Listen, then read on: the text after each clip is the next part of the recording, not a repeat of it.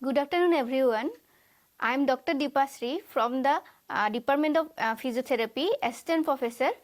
Today we are going to be discuss one topic from the pediatric field. This is your spina bifida or spinal dwarfism. Basically, spina bifida is a Latin word which stands for split of spine. Due to failure of closure of the neural tube, it is basically happen. In case of spina bifida, the neural tubes are incorrectly formed or your vertebral arches are incorrectly formed and it remain open or unfused, and from the opening your spinal cord as well as the covering of the spinal cord will be protruded and it showing the symptoms. This is the basic concept of your spina bifida. Then we are coming to the pathophysiology. In normal circumstances, the spina bifida, in normal circumstances, the neural tubes are closed in between the 23rd to 27 days of the fertilization, after fertilization. But in case of spina bifida, these neural tubes are not closed properly or not properly developed. That's why it is remain open or unfused. Due to this opening, sometimes this opening are large enough to protrude the spinal cord as well as the covering of the spinal cord, and after that it will be protruded, it compress and it will showing the symptoms motor and sensory. Next we are going to the risk factors for the spina bifida. Basically, as it is developed from the birth or it is a congenital condition, basically it the risk factors are associated with the mother. So first risk factor for the spina bifida is your maternal diabetes. If the mother will be suffering from maternal diabetes during the gestational period, it will has a risk to develop spina bifida child in the later on. Next, in family history, if spina bifida cases are running out through the family, then it might be caused in the subsequent child the spina bifida. Next, obesity. Obesity is also one of the risk factor which may cause the spina bifida in case of child.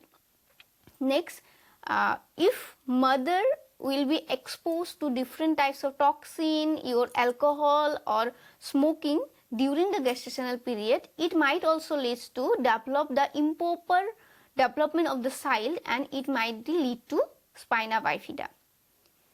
Next, we are going after that after the risk factor, we are going the classification of the spina bifida. Usually the classification of spina bifida consists of two categories basically. One is spina bifida occulta and one is spina bifida cystica.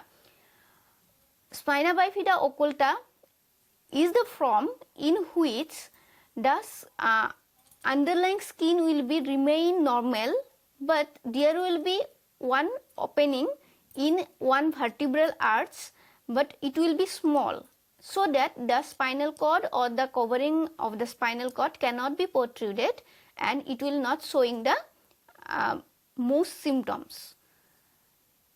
The clinical features for the spina bifida occulta, it will showing the tuft of hair in the affected area, first sign. Next, it will shows the dimple in the affected area, because as the child goes, the skin, although the skin will be normal, but it will not grows along with the child, so that it pull the skin inside it and it causing the dimple sign in the back of the affected area, and it will not associated with any neurological symptoms for the sensory as well as your motor, and it is the least severe one among the all form of the spina bifida. Next, spina bifida cystica. It is the form of spina bifida in which lamina and the spinal process of the vertebra or vertebral arch is not formed properly, so that through the opening the spinal cord and meninges will be coming out or protruded. Then the spina bifida cystica will be again divided into two types. One is spina bifida cystica meningocele and one is spina bifida cystica meningomyelocele or myelomeningocele. Now we are discussing the spina bifida cystica meningocele. In this type of spina bifida cystica meningocele, in this type of spina bifida, the only meninges or the covering of the spinal cord will be coming throughout the vertebral arch through the opening, which is not fused properly, and it will only containing the CSF. So it will not causing the symptoms motor and sensory. The clinical feature for the spina bifida cystica meningocele, it will showing the cyst consist of sec fluid or CSF. Then it will showing the swallowing above the affected area. Then it will not associated with your neurological symptoms, or you can say ki motor and sensory symptoms are not present in the meningocele, as it is only consist of CSF. Next, we are discussing the spina bifida cystica myelomeningocele. In here also the lamina and the vertebral arch is not formed properly, or spinous process is not formed properly, so that here the opening is there, and through the opening spinal cord as well as the covering of the spinal cord, the meninges will be coming out or protruded, and it causing the severe symptoms in the affected individual. Basically, the clinical features for the spina bifida cystica myelomeningocele, it will cover the large area, especially 5 and more than 5 vertebrae. Basically, it will affect. It is mostly common in lumbar and sacral area. Then it will causing the sensory loss or sensory disturbances, then as well as motor symptoms like paralysis and weakness.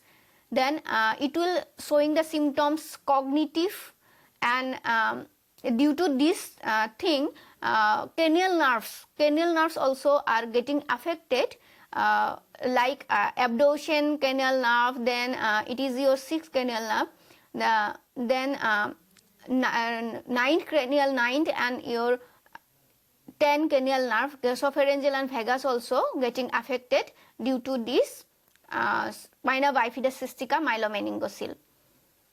Then after classification, we are going to diagnosis. How you diagnose the spina bifida basically.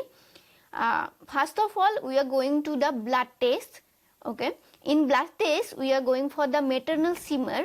In maternal shimmer, we are in case of if the spina bifida is present, then it will showing, or any birth abnormality is present, it will showing the alpha fetoprotein elevated level. If we getting in maternal shimmer alpha fetoprotein is elevated, then we have to confirm the diagnosis by doing the amniocentesis, and again if amniocentesis also showing the elevated level of alpha fetoprotein, then we have to go for the ultrasonography or fetal ultrasonography to see the abnormality of the child or track the abnormality of the child. So this is the basic diagnosis procedure. One is your blood test or maternal serum test.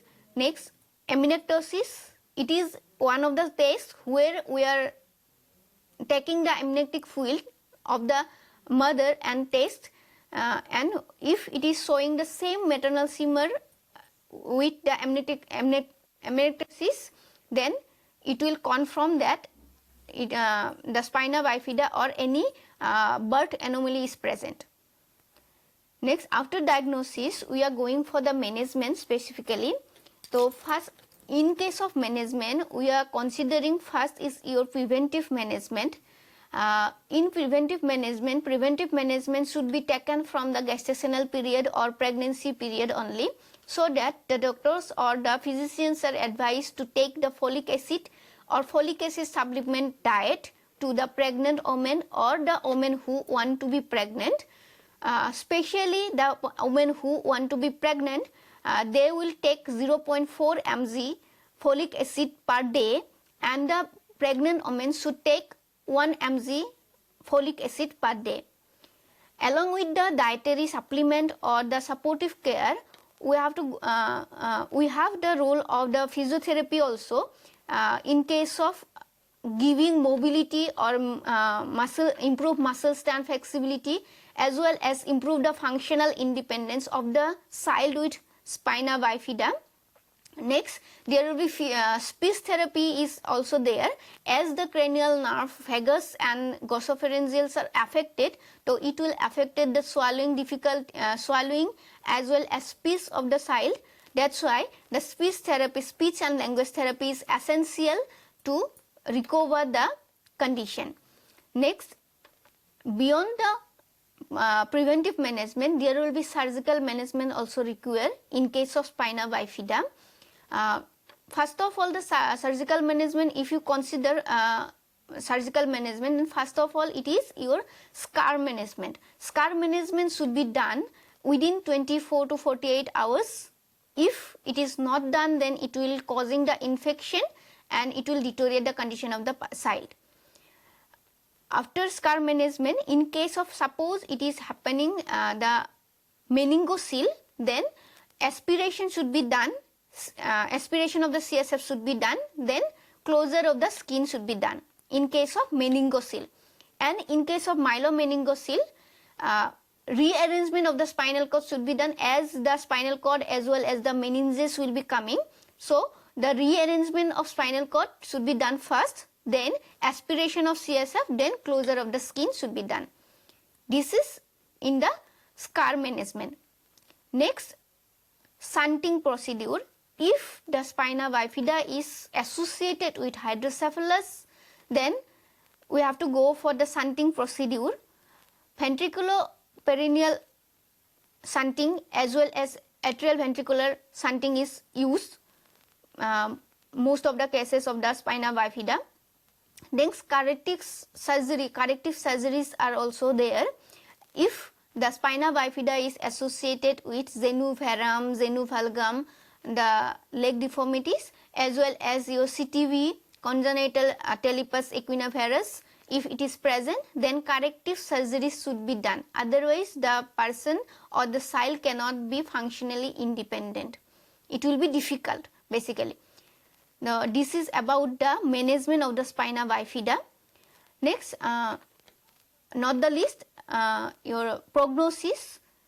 Prognosis is normal because it is the non-progressive condition, so the deterioration will be static or the defect will be static.